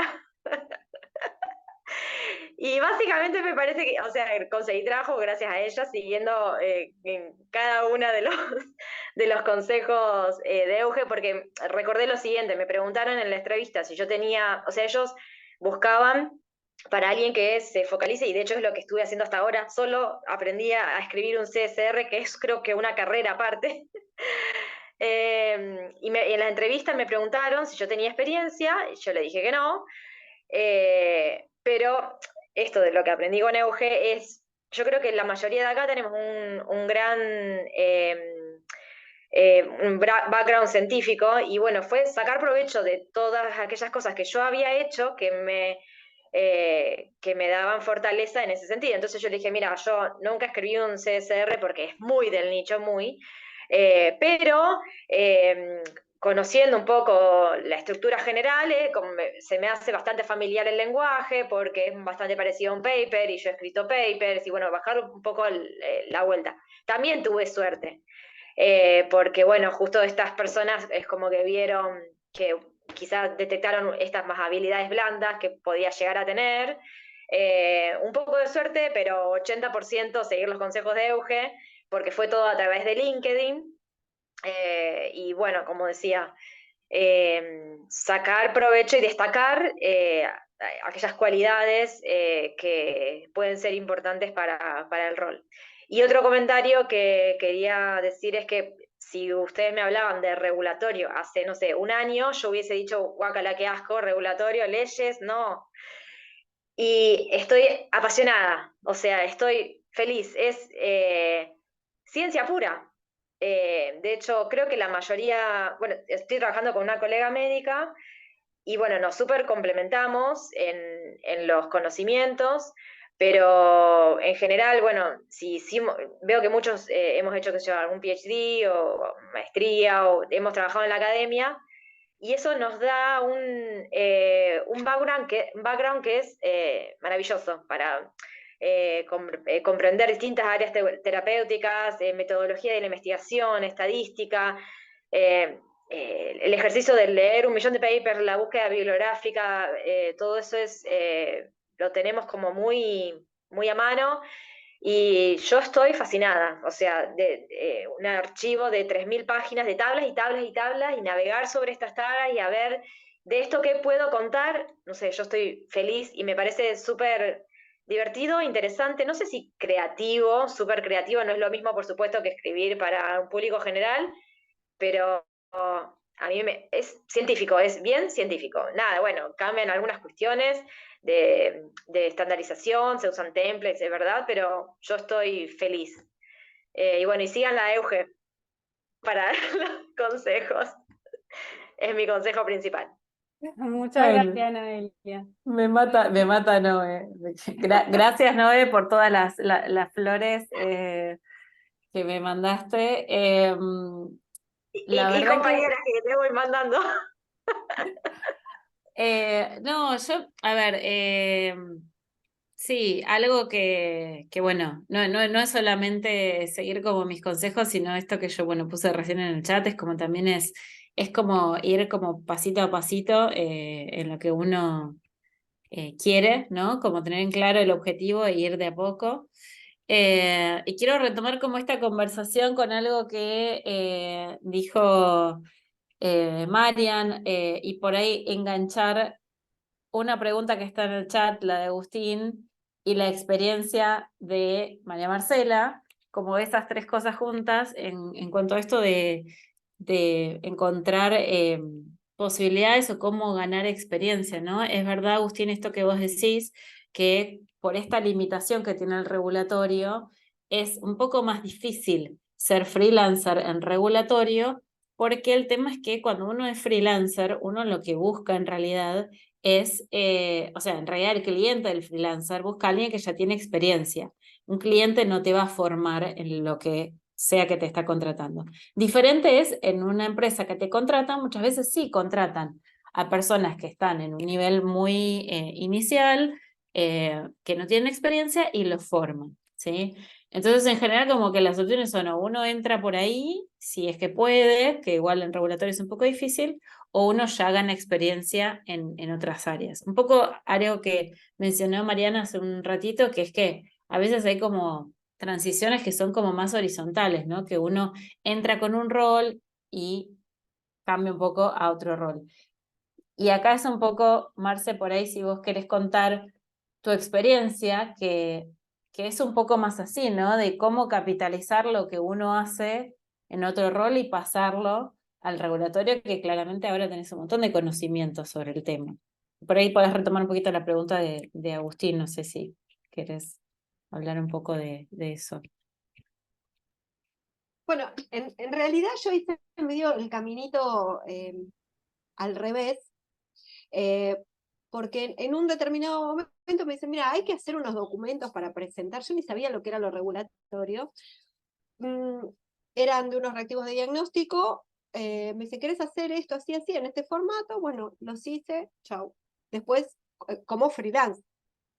En ese momento solamente trabajaba en docencia. Y después me surge para esa misma empresa hacer para un tornillo para las fracturas de mandíbula. También una cantidad de documentación infernal, eso era medical device. Lo hice. Y después ya, claro, hacía alguna que otra cosa y cuando empecé a aplicar a trabajar en la industria, ponía que tenía un cierto conocimiento regulatorio, pero la realidad es que aprendí trabajando. Y para mí fue muy importante trabajar en la industria, esta empresa de excipientes, que si bien no están alcanzados todavía por las regulaciones, cosa que va a ocurrir a la brevedad, hay que cumplir con un montón de cosas. Entonces uno empieza a entender qué es esto de la GMP y conocer qué es esto de garantía de calidad y qué es esto de las técnicas y que, bueno, que de pronto tenés auditorías y qué es lo que tenés que tener para las auditorías. Y en definitiva, después la documentación regulatoria tiene que ver con todo eso, ¿no? O sea, es trasladar toda esa experiencia o todo eso que uno va viendo que se hace, plasmarlo en un documento. Sobre todo los que son más de índole técnica. Yo no tengo experiencia en lo que es estudios clínicos, no he trabajado para estudios, ni para CRO, ni para todo lo que sea estudios clínicos. Soy más de planta, tengo más experiencia de empresa, de estar en producción, de estar en garantía de calidad, de estar en control de calidad, de estar en logística, ¿no? Entonces es como que por ahí viene mi experiencia y entonces aprovecho a contestar una pregunta que era en relación a si había, había más de un módulo, que en estos documentos pueden suceder que distintas personas hagan distintas secciones. Claro, exactamente, en el CTD puede haber personas que se dediquen exclusivamente a la parte de estudios clínicos, porque realmente su background científico, como decía Noelia, tiene que ver con eso, o su expertise tiene que ver con eso, y están los que hacemos los módulos de calidad, porque es lo que nos gusta, porque es lo que conocemos, porque tenemos más manejo del site de fabricación, de los procesos, o sea, si vale el ejemplo, de estar con los fierros, ¿no? O sea, ahí, ¿no? Perdón, Marcela, yo fui la que preguntó eso y te hago una consulta con respecto a eso. Yo vengo de otro rubro, de otro nicho, de otro palo, con otro seteo. Y cuando pasa una cosa así, cuando hay una intervención de varias personas sobre un documento, por lo general después hay alguien que homogeneiza. No sé cómo funciona, porque es como, insisto, yo vengo con otra cabeza, entonces capaz que lo que estoy diciendo no tiene sentido en este nicho, pero me cuesta imaginarme algo que está armado como por distintas piezas y que después no está pasado por un filtro, ¿sí? Como algo que lo homogeniza y que se asegura que, digamos, sigue toda una misma línea. Si no, siento como que hay como bloques pegados. No sé si existe una figura que haga eso o si eso está tan estructurado y tan estandarizado el documento que prácticamente no sucede porque no hay mucho margen. ¿Se entiende? Como que al sacarle creatividad, comillas, o sea, al sacarle, digamos, ese factor de libertades que uno le puede dar, bueno, lo dejamos tan estructurado que la realidad es que ni se va a notar que hubo distintas manos. Es más que nada para entender cómo se arma finalmente eso. Mira, yo te puedo hablar más en detalle de lo que son los CTD, los dossiers y todos los documentos del área técnica, o sea, los SOPs, los protocolos de validación de procesos, las técnicas analíticas, los protocolos de técnicas analíticas. Sí, te repito, no tengo experiencia en estudios clínicos, ahí le paso la posta a Mariana, que ella sí realmente la tiene. Dentro de lo que son ese tipo de documentos, como son muy técnicos, muy técnicos, vos te manejás con la documentación que te van enviando a los distintos sectores. Entonces, por ejemplo, para armar un CTD, yo necesito, la creatividad está en cómo lo armo, ¿no? O sea, si bien yo tengo un formato, tengo que leer toda la documentación, todas las técnicas que me pasa control de calidad de excipientes, de materia prima, de producto terminado, todo el procedimiento de fabricación, las fórmulas, los equipos, los sites, los controles que se realizan, ¿sí? La detección de impurezas, bueno, es enorme, ¿sí? A mí en particular me gusta la parte de calidad y lo que hago es tomo toda esa información productiva y de control de calidad y de garantía para armar ese tipo de documentos, ¿sí? ¿Que vas a tener revisores? Depende de para quién lo hagas y para quién estés trabajando. O sea, yo por ejemplo cuando trabajaba en la consultora, lo armaba todo en inglés o en castellano, en general se arman, o sea, si son para afuera se arman en inglés. Y después mi jefa le daba una revisión global, ¿sí? Pero te puedo hablar de eso, de los documentos para estudios clínicos, la verdad no, o sea, después trabajo sobre los assessment report, por ejemplo, de la EMA para armar un plan de gestión de riesgo. Y ahí sí, hay una revisión de pronto por el departamento médico. Yo he armado muchos planes de gestión de riesgo y PMS, que se basan en toda la información que ya fue sometida a la EMA, por ejemplo. Entonces, de ahí sí, la creatividad a full, porque basándome en el formato que me pide ANMAT, yo tengo que leerme todo el assessment report, que son, no sé, 200, 300 hojas, para ir buscando lo que me va pidiendo. Y eso lo revisa el departamento médico. Gracias. A mí me gustaría reivindicar esto que dice María Marcela de la creatividad, porque yo dije por ahí que hay personas que creen que esto no es tan creativo desde el punto de vista más vale del tono, del lenguaje. Pero es verdad que la creatividad reside en cómo uno expone las ideas. De vuelta, la idea no es poner absolutamente hasta el mínimo detalle, es poner lo que necesita el revisor para tomar una decisión y cómo presento esas ideas de la manera más clara. Revisores que de vuelta muchas veces no son expertos en la materia en todo, si bien obviamente tienen la capacidad de entender. Entonces, yo coincido con Noelia en eso de que es muy creativo y es muy científico. Y por ahí si no te sentís tan apegado al tema del lenguaje, de la escritura, incluso me parece que este es un campo que te va a venir mejor. Y por el otro lado, desde mi experiencia, yo he visto, por ejemplo, que a veces piden tal documento, tal sección, o sea, hay documentos que son tan grandes y tan complicados que tenés especialistas para cada sección. Entonces, en esos documentos yo creo que sí, a lo mejor se dedica a cada... Pero si no, lo que creo es que justamente, por lo menos desde mi experiencia, yo trabajé con Clinical Evaluation Report, para MDD, Medical Device Directives, que ya medio, bueno, está siendo reemplazado por Medical Device Regulations, pero todavía estamos como en una transición que aparte del COVID retrasó todo mucho. Y son documentos largos que, por ejemplo, vos tenés, bueno, o sea, literatura sistemática, revisión de literatura sistemática. Entonces, todo lo que tenés en la literatura, y tenés que exponerlo. Otra sección es toda la data no clínica. Lo ponés, toda la parte clínica. Y cada uno son distintos departamentos o distintas personas que...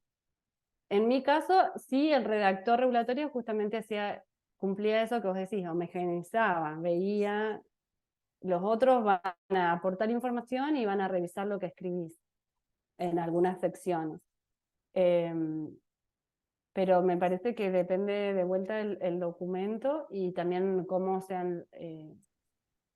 cómo esté establecido en la empresa. En este podcast que yo escuchaba, lo que decían es que sí o sí, por más que intervenga mucha gente, siempre está bueno dar la responsabilidad del documento a alguien, porque que seamos todos no es nadie.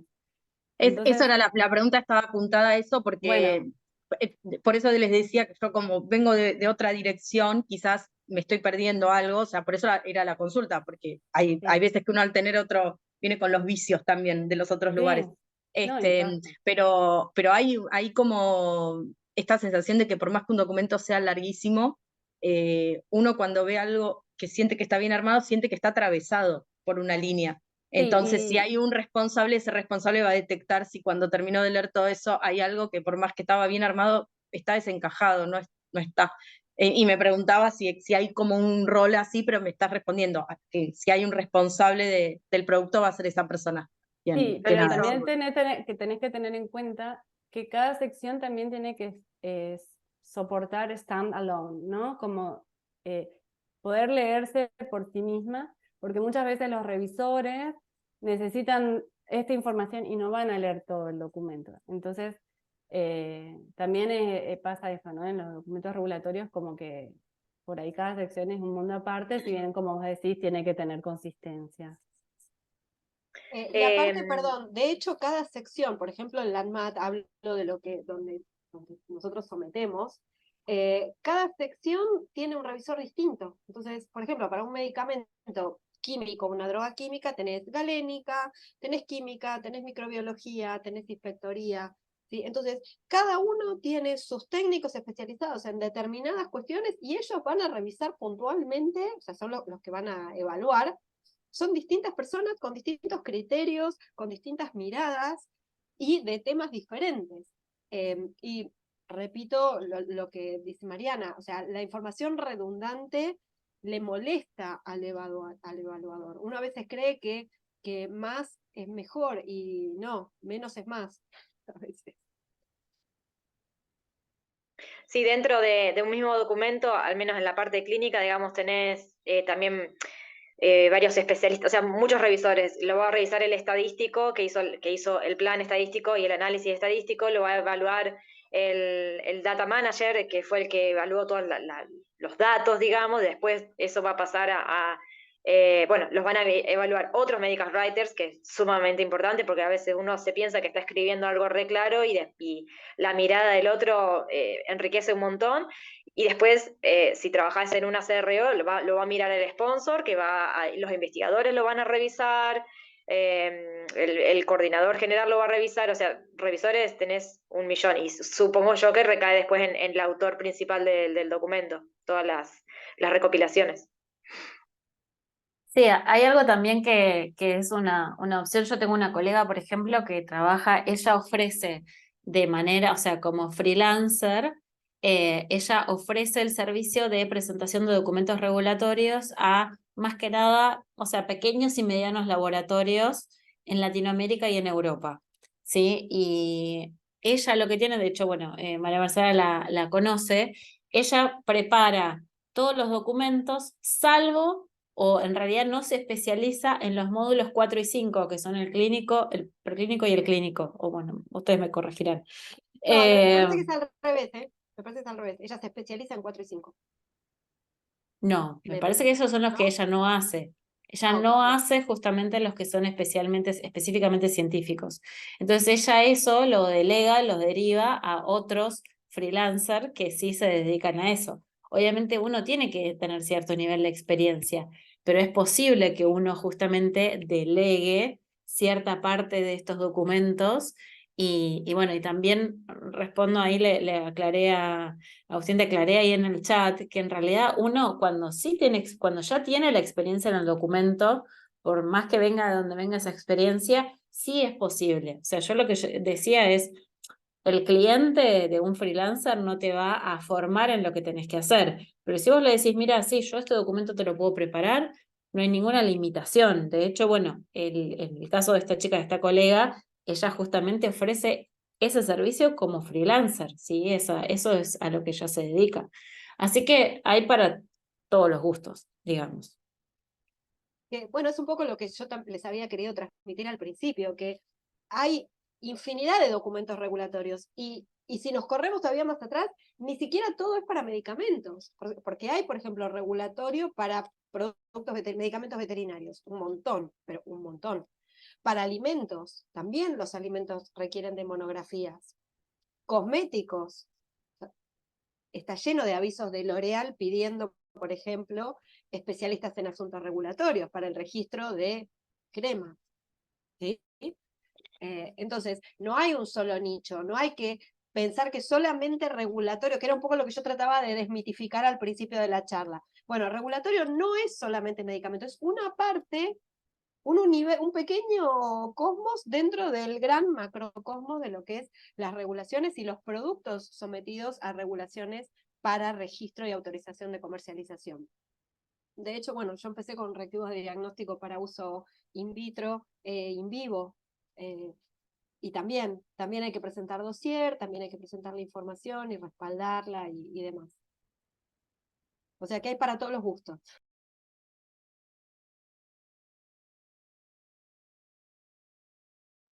Me da pena que se fue Ricardo y creo que quería hacer una pregunta, pero bueno, después lo contactamos. ¿Alguien más quiere aportar algo o comentar? Yo me ¿Quieren ir pregunto, a comer? ¿Qué? pues, me encantaría saber como quién está interesado o interesada en medical writing regulatorio. Bueno, salvo las que ya están trabajando en medical writing regulatorio, que es un poco obvia. Eh,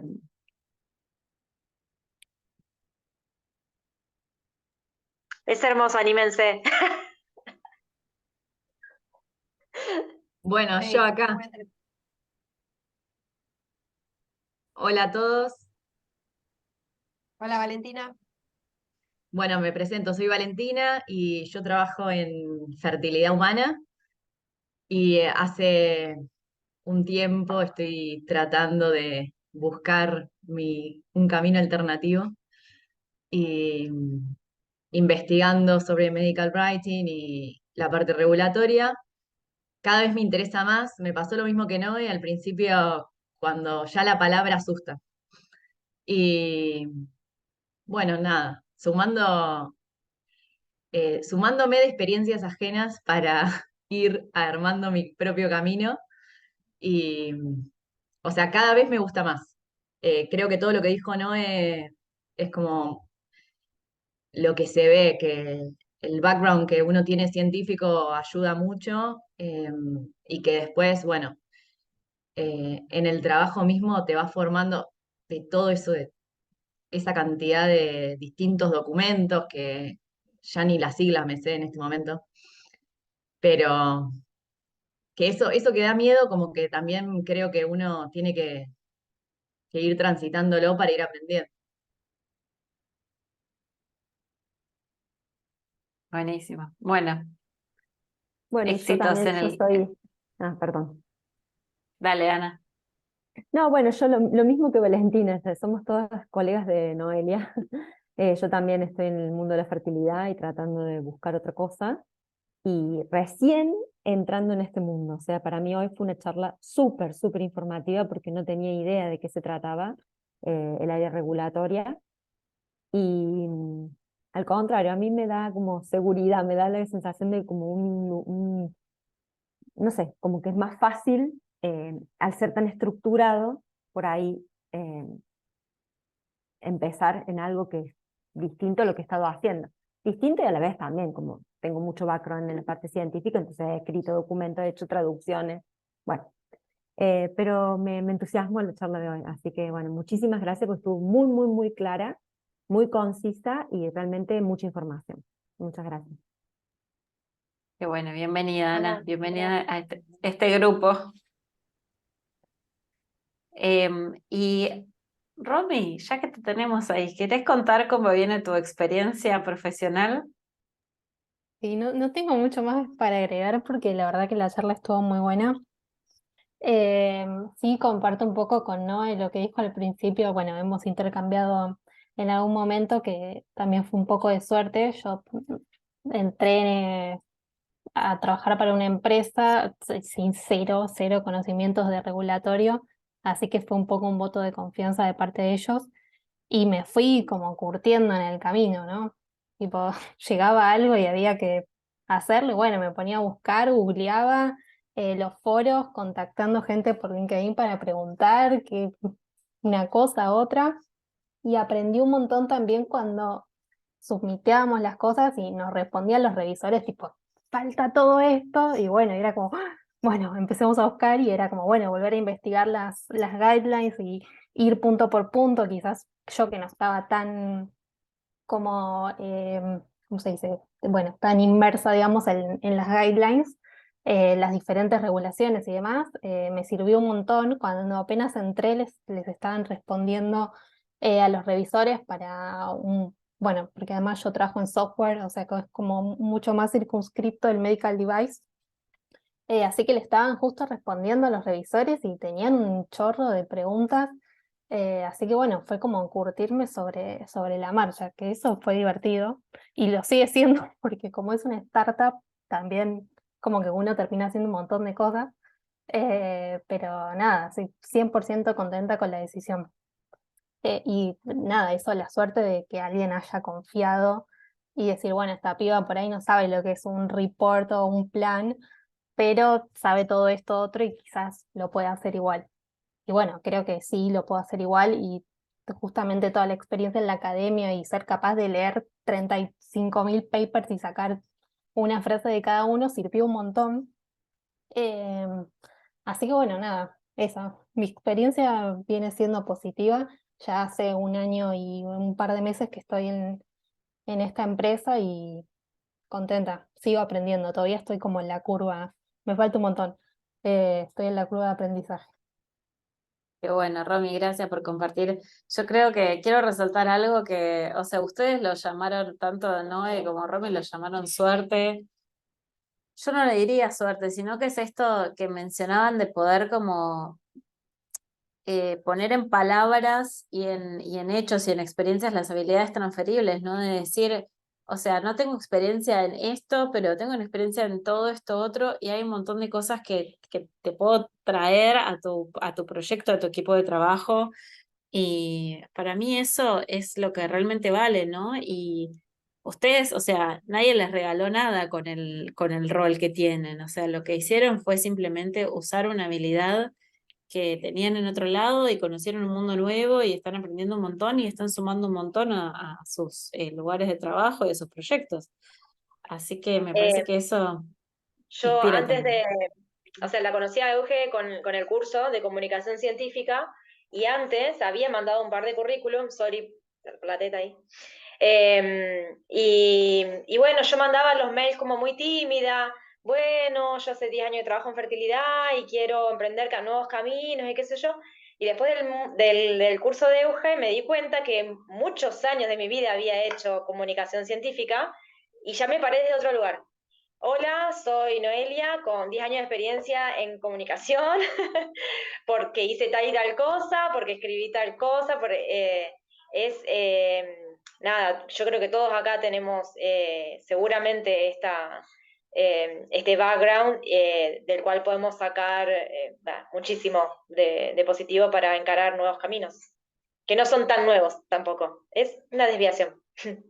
Exacto, es ponerle otras palabras a nuestra experiencia, tal cual. Y Exacto. está, no sé si, Adriana, ¿estás por ahí? Que no te vemos con la cámara, pero no sé si querés contarnos dónde estás vos en tu camino profesional. Hola, ¿me escuchan? Sí. Ah, disculpas porque no me puedo poner con la cámara, la tengo rota. Como decía una de las chicas, a mí esta charla, la verdad me sirvió mucho porque en realidad mi idea es en un futuro, que espero que sea bastante inmediato, ponerme, intentar por lo menos, ¿no? Como decían las chicas, adentrarme en este campo, que realmente me gusta mucho, me interesa mucho, pero la verdad es que uno tiene, no sé si es por la formación académica o no sé cómo decirlo, si miedos sí, el miedo al que te rechacen, a lo mismo, te piden la experiencia, no la tenés, pero bueno.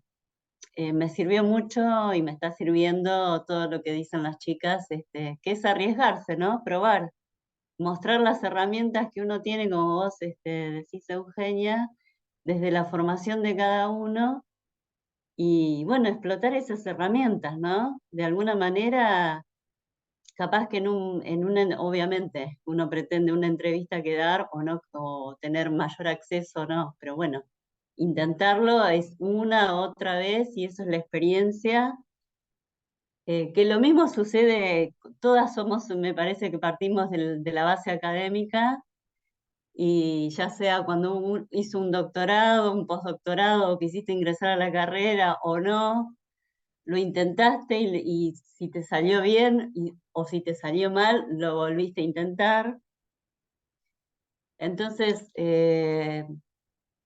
salir de ese lugar de confort que a veces uno se la pasa quejando, ¿no? Se queja de determinadas situaciones y cosas, quiere cambiar, pero es como una cosa medio, ¿viste? Decir, sí, yo quiero cambiar, pero tengo tantos miedos de ser rechazada o de no adaptarte a esas determinadas exigencias. No sé, es mi sensación, capaz que es porque yo vengo viendo estas charlas, también lo que vos publicás en las distintas asociaciones. Estoy tratando de leer mucho, de hacer cursos, de tener las herramientas como para después poder presentarme. Pero bueno, es eso, en un futuro inmediato poder, no te digo en una próxima charla, pero quizás el año que viene, decir, bueno, chicas, empecé en algo por lo menos, ya estoy empezando en algo, me estoy como liberando, viste, de esos miedos y poder empezar en algo también. Me encantaría realmente. Ah, está hermoso lo que decís, Adriana. La verdad que ojalá que podamos seguir usando este grupo como este lugar de crecimiento profesional y seguir formándonos juntos, ¿no? Porque como decía, yo de la parte de regulatoria no sé nada y hoy aprendí un montón y hay otras áreas en las cuales nos podemos ayudar. Yo estoy segura y siempre lo digo que todos tenemos algo para compartir de nuestro conocimiento, de nuestra formación, de nuestra experiencia. Y bueno, también el otro día estuvo bueno que, bueno, una de las chicas hizo una pregunta en el grupo y hubo como justamente una muy linda y buena voluntad de también de otros de compartir su experiencia en eso. Y me parece que eso también está buenísimo, ¿no? Desde los webinars, desde los encuentros, desde las mismas charlas y las publicaciones en el grupo de seguir nutriéndonos. Así que, Sí, bueno, sí, está muy gracias. bueno. De eso se trata, nutrirse, ¿no? Entre todos. Y cuando cada uno cuenta su experiencia, después decís, ah, no, sí, no fue tan complicado o no fue tanto miedo como te daba. O sea, sí, como dice Noelia, la peleó y vos le dijiste, como te dijo recién, gracias a vos o a que la formaste o le diste determinados consejitos, pero bueno la que puso su formación, su conjunto de herramientas, todo su expertise, que yo no la conozco, pero lo habrá tenido en su formación científica y académica, fue ella. Entonces, bueno, lograr eso, ¿no? Desde ese punto de vista, eso es genial. Es Y genial, sí. también me parece cambiar un poco la mentalidad de que ir a una entrevista y no quedar no es un fracaso, es No, disfrutar no, del sí, seguro. proceso. Yo he ido a entrevistas y no he quedado, pero he aprendido en la discusión, siempre me gusta preguntar, ¿cuál es el mayor desafío que estás teniendo en tu rol ahora? Y no sabes, he aprendido un montón de cosas que después me han servido para otras entrevistas o para otros trabajos. Entonces, tomarlo así como un aprendizaje y por ahí de esa manera uno se anima más, ¿no? No tomarlo como es un rechazo, sino bueno, voy a conocer, uno siempre en una entrevista te entrevistan a vos, pero vos también entrevistás a las personas, a la compañía, a ver si te gusta. Y ir con esa mentalidad sacás un montón de información que seguramente cada vez también te va a permitir crecer y como dicen las chicas, después suerte. No, no es suerte, es caminar un No, trayecto claro, seguro, y, seguro, sí, y sí. no solo con las herramientas, sino también de eso, con todo el conocimiento no técnico, ¿no? Como que es muy impresionante en estas carreras y cuando uno es freelance, cómo uno va aprendiendo por ósmosis casi, no sé si ustedes sienten lo mismo, pero... Y por eso coincido con Euge que importante que son estos grupos, porque a veces uno necesita un colega con quien discutir algo, o a quien consultar algo, o quien tuve. Entonces, la verdad que me parece sumamente importante tener estos espacios. Así que gracias, Euge. Sí, sí, concuerdo No, totalmente. Y gracias a ustedes, Marce. no, simplemente le quería decir a Adriana que bueno, que todo esto es un proceso. Entonces hay que ir teniendo mucha paciencia y también mucha amorosidad para con uno. Y como dice muy bien Mariana, muchas veces uno va a una entrevista de trabajo y vos decís, yo no sé si quiero trabajar en esta empresa, bueno, ya hay cosas que no me atraen. Pero bueno, el hecho de ir a la entrevista, bueno, uno también se escucha a sí mismo hablando de sí mismo y de sus fortalezas, y entonces, bueno, sirve a modo de entrenamiento y ya llegará la que sea la indicada. Y mientras tanto, proceso. Claro, Creo que sí, de eso sí, se sí, trata. Sí. seguro. Así que bueno, y Eugenia es una genia ayudándote con los procesos. Gracias, chicas. Me voy a agrandar, no voy a pasar por la puerta. Bueno, yo lo que quiero decir, quiero agradecer muchísimo a Mariana y a María Marcela que prepararon esta increíble charla de hoy. Le pusieron tiempo, dedicación, amor para compartir sus conocimientos con todos nosotros. Así que muchísimas gracias a las dos. No sé si quieren decir algo más a modo de cierre. No, gracias por la oportunidad. Muchísimas gracias, María Marcela. Fue un placer haber trabajado con vos. Y bueno, y gracias a todos los que se presentaron y bueno, la buena onda. Ojalá realmente les haya servido. A mí me encantó hacerla y bueno, espero que empiecen muy bien la semana. Bueno, yo también agradecerles muchísimo a Mariana, realmente fue un placer, nos entretuvimos mucho y nos divertimos mucho preparando la charla, fue realmente muy, muy lindo. Bueno, Eugenia, por supuesto, por haberme invitado a participar, así que bueno, muy agradecida. Y como yo les decía a las chicas antes de comenzar, he dado muchos años de clase, pero charlas es la primera, así que Adriana, siempre hay una primera vez para todo. Ya lo creo, ya lo creo. Muchas gracias. Así que bueno, gracias a Felicitaciones, todos chicas. ustedes. Gracias y hermosa convocatoria hoy, ¿eh? Éramos un montón durante la charla, No ahora me se fueron tenía yendo. tanta fe. Qué bueno que vinieron muchas Sí, personas. re. Y seguro más lo van a ver después grabado, porque por ahí a algunos se les complica con los horarios, pero fue una linda convocatoria.